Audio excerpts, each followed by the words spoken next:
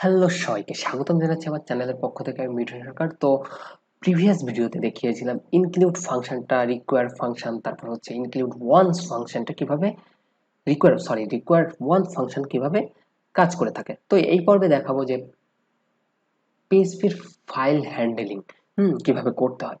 তো আমি আমার কোডে চলে যাই এবং কোডে যাওয়ার পর এখানে আমি একটা পিএইচপি ফাইল হ্যান্ডেলিং নাম ডট পিএইচপি নামে পেজ তৈরি করে রেখেছি এবং এই জায়গায় আমি সিম্পলি আরেকটা যে কাজটি করব, এখানে আমি টেক্সট একটা টেক্সট ডট টিএক্সটি নামে একটা ফাইল তৈরি করি এবং ফাইলের ভিতর আমি দিই মাই name is Mithun Sarkar, my town is Khulna.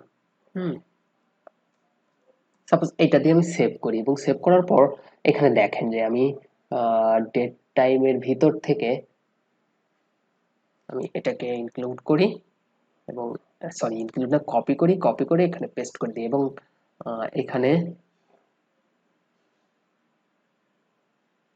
আচ্ছা আমি এখানে সিম্পলি যে লিখে দিই যে PHP file handling, PHP file handling, PHP file handling, PHP file handling. এই জায়গা থেকেও আমি সব কপি করে দিই এবং আমার যে ইনক্লুড যে ফাংশনের হেডারের ভিতর আমি সিম্পলি যে কাজটি করব, এইখানে এটাকে কপি করি, কপি করে আমি এর নিচে পেস্ট করে দিই,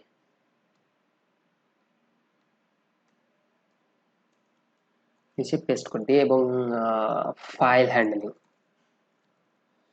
হ্যান্ডলিং এবং এখানে দিয়ে হচ্ছে file handling file handling dot PHP. তো লোকাল হোস্ট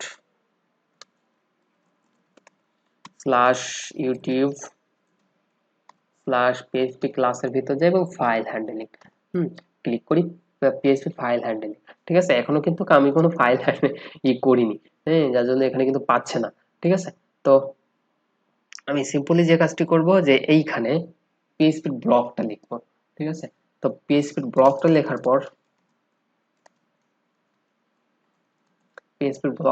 পর এখানে ইকো করব কাকে, এখানে ইকো করব হচ্ছে ইকো রিড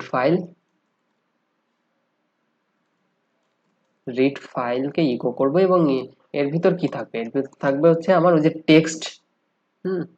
এই দুটাকে কেটে দিই এবং text dot text dot TXT dot TXT. এটাকে যখনই দিব তখন আমার যে টেক্সট ফাইলটা আছে ওই টেক্সট ফাইলে যতগুলো লেখা আছে সব লেখাই আমার এখানে শো করবে। তো আমি যদি এখানে রিফ্রেশ দিয়ে দেখি my name is Mithun Sarkar, my home home টাউনটা বানানো ভুল গেছে,